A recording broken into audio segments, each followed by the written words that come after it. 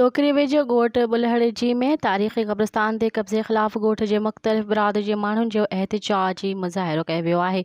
मुज़ाहिरो कंदड़ ॻोठाणनि इल्ज़ाम हणंदे चयो त ॻोठ बुलहड़ी जे तारीख़ी क़ब्रिस्तान जे एराज़ी में अबड़ा बिरादरी जे फैसल अबड़ो उर्फ़ फैज़ू अज़ीज़ुल्ला अबड़ो ऐं ॿियनि पारां विच क़ब्रिस्तान ते घरनि जूं गैर क़ानूनी अदावतूं करण ऐं ॻोठ बुलहड़ी जे मुख़्तलिफ़ बिरादरी सैयद सारिया माची चौहाण बुघिया मोची कुंभर ममनाणी मुंगरिया गोपांग कल्होड़ा शेख ऐं ॿियनि कुझु अबड़ा बिरादरी जे मौज़िज़ माण्हुनि क़ब्रिस्तान जो कब्ज़ो ख़त्म कराइण ते ॻोठाणनि जी तज़लील कई ऐं गारगंद हथियार सिधा करे जहिड़ो करे ॾिनो। हुननि आला इख़्तियारनि खां अपील कंदे चयो त मामले जी जांच करे तारीख़ी क़ब्रिस्तान तां कब्ज़ो ख़त्म करायो वञे ऐं धमकियूं ॾींदड़नि खे गिरफ़्तार करे इंसाफ़ फ़राहम कयो वञे। ॿी सूरत में एहतिजाज जो दाइरो वधायो वेंदो।